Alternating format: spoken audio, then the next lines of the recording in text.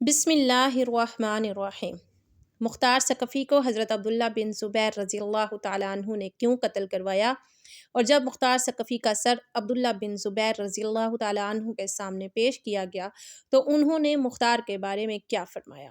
محترم ساتھیو، تاریخ اسلام میں ایسی متضاد شخصیات دیکھنے میں بہت کم ملتی ہیں جن کو ہر تاریخ دان اور ہر راوی نے ایک مختلف زاویے سے بیان کیا ہو۔ یعنی کہاں شہدائے کربلا اور امام حسین کے قاتلین کا بدلہ لینا، اور کہاں دوسری طرف دعوی نبوت کر دینا۔ نبی کریم صلی اللہ علیہ وآلہ وسلم کی اس حدیث کو مختار ثقفی کے ساتھ منسوب کرنا کہ نبی کریم صلی اللہ علیہ وسلم نے ارشاد فرمایا تھا کہ بنو ثقیف میں ایک کذاب اور ایک ظالم شخص ہوگا، اور اس کذاب کو مختار ثقفی قرار دینا۔ ہر تاریخ دان نے ان کے متعلق متضاد اور متصادم رائے بیان کی ہیں۔ آج کی ویڈیو میں مختار ثقفی کے بارے میں مختلف افواہوں اور غلط فہمیوں کا ازالہ کرنے کی کوشش کریں گے، اور مستند راویوں اور تاریخ دانوں کی روایات کو بیان کر کے حقائق کو اور مختار کی شخصیت کو واضح کرنے کی کوشش کریں گے، اور ان کو کس نے اور کیوں شہید کیا یہ بھی بیان کریں گے۔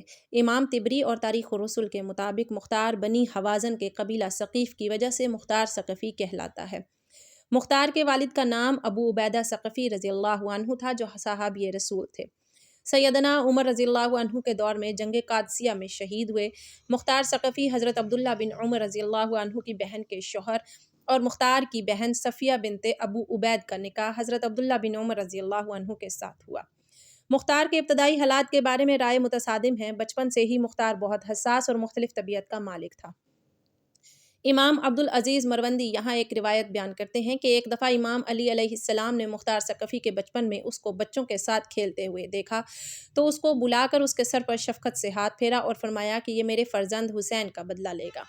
لیکن امام طبری اور سیوطی کا کہنا ہے کہ مختار ثقفی حضرت حسن رضی اللہ عنہ کو خلافت کا حلف لینے پر راضی کرنے کی کوشش کرنے والوں میں تھا، اور امام حسن کو پکڑ کر امیر معاویہ کے ہاتھ بیچنا چاہتا تھا۔ اسی طرح مختار ثقفی حضرت حسین رضی اللہ عنہ کو بھی امیر معاویہ کے خلاف بھڑکانے کی کوشش کرتا رہا، جس پر اس کو 100 کوڑے لگائے گئے۔ یہ روایت ذہبی سیر اعلام نے بھی باندھی ہے۔ حضرت حسین رضی اللہ عنہ کو کوفہ آنے کی دعوت دینے والوں میں بھی مختار شامل تھا، لیکن واقعہ کربلا میں کہاں تھا اس میں کوئی بات یقینی نہیں ہے کہ کیوں نہیں تھا اور کہاں غائب ہوا۔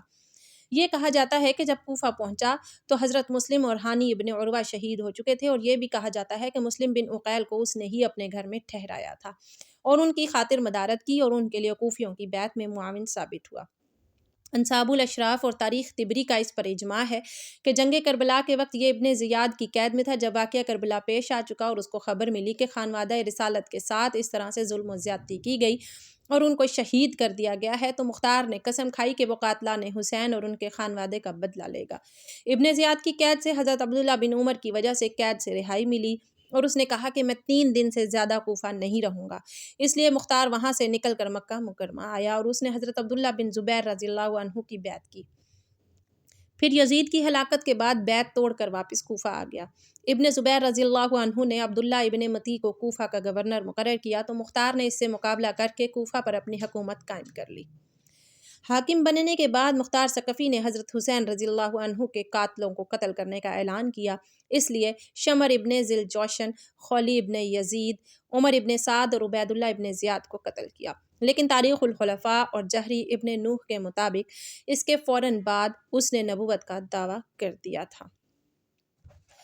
ترمذی 3944 کے مطابق سیدنا عبداللہ بن زبیر رضی اللہ تعالیٰ عنہ کو شہید کرنے کے بعد حجاج بن یوسف جب ان کی والدہ سیدہ اسماء بنت ابو بکر صدیق کے پاس آیا تو سیدہ اسماء نے اس کو کہا کہ حجاج، مجھے نبی کریم صلی اللہ علیہ وسلم کی وہ بات یاد آ رہی ہے کہ آپ نے فرمایا تھا کہ بنو ثقیف میں ایک کذاب ہوگا اور ایک ظالم کذاب تو ہم دیکھ چکے ہیں، لیکن ظالم تو ہے۔ اس حدیث کی شرح میں امام ابن سیوطی اور امام جوہری اور امام ظاہری کا اس بارے میں اجماع ہے کہ وہ کذاب مختار ثقفی ہے، لیکن دیگر علماء کرام اور تاریخ دان اس بارے میں کوئی مستند روایت پیش نہیں کر سکے۔ اس لیے مختار ثقفی کو اس حدیث کے مطابق کذاب قرار دینا ناانصافی ہے۔ جب مختار کوفہ پر حکومت قائم کر چکا تھا تو قاتلان حسین کا بدلہ لینے کے بعد انتظامی امور میں ناکام رہا اور اس کی حکومت کمزور ہوتی چلی گئی، اور آخرکار حضرت عبداللہ بن زبیر رضی اللہ عنہ کے بھائی حضرت مصعب بن زبیر رضی اللہ عنہ جو بصرہ کے گورنر تھے، انہوں نے اپنی فوج لے کر کوفہ پر چڑھائی کی۔ مقابلہ ہوا اور مختار مارا گیا۔ اہل سنت اور اہل تشیع کے نزدیک اس کا اچھا کام حضرت حسین رضی اللہ عنہ کے قاتلوں کا مارنا، مگر اہل سنت کے نزدیک قاتلین حسین سے بدلہ لینے کے ساتھ ساتھ مختار کا بدترین کام نبوت کا دعویٰ کرنا ہے۔ مختار ہجرت کے پہلے سال پیدا ہوا۔ نقل ہوا ہے کہ مختار نے 13 سال کی عمر میں قادسیہ کی جنگوں میں سے جنگ جسر میں شرکت کی۔ کم عمری کے باوجود وہ میدان جنگ میں جانا چاہتے تھے، لیکن ان کے چچا سعد بن مسعود نے انہیں اس کام سے روکے رکھا۔ اس جنگ میں ان کے والد اور بھائی شہید ہوئے۔ مختار کے چچا سعد بن مسعود حضرت علی رضی اللہ تعالیٰ عنہ کی طرف سے مدائن میں گورنر تھے۔ انہوں نے خوارج کے ساتھ جنگ میں مختار کو مدائن میں اپنا جانشین مقرر کیا اور خود جنگ کے لیے نہروان کی طرف چلے گئے۔ 18 ماہ کوفہ پر حکومت کے بعد آخرکار 14 رمضان سن 67 ہجری کو 67 سال کی عمر میں مصعب بن زبیر کے ہاتھوں قتل ہوئے۔ مصعب کے حکم پر مختار کا ہاتھ کاٹ کر مسجد کوفہ کی دیواروں کے ساتھ کیل لگایا گیا، لیکن جب حجاج بن یوسف کوفہ پر قابض ہوا تو چونکہ وہ بھی قبیلہ ثقیف سے تھا، اس بنا پر اس نے مختار کے ہاتھوں کو دفن کرایا۔